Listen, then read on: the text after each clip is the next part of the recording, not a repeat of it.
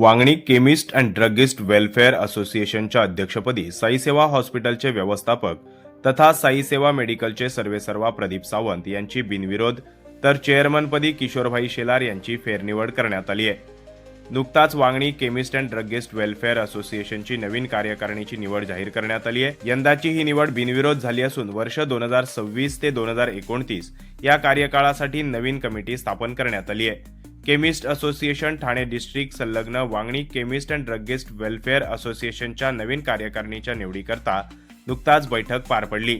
या बैठकीदरम्यान प्रदीप सावंत यांची अध्यक्षपदी बिनविरोध निवड करण्यात आली आहे, तर चेअरमनपदी पुन्हा एकदा किशोरभाई शेलार यांचीच फेरनिवड करण्यात आली आहे। यांच्यासह सचिवपदी अक्षय हिसाळगे, कार्याध्यक्ष मदन पटेल, खजिनदार आदिलभाई बुबेरे यांची निवड करण्यात आली आहे।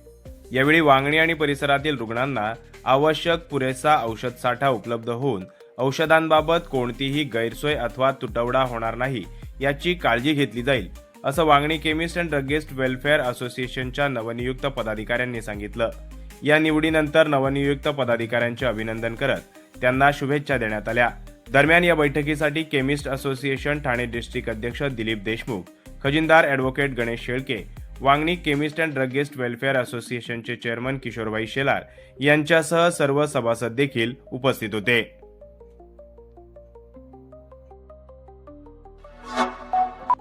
Like, comment, share and subscribe.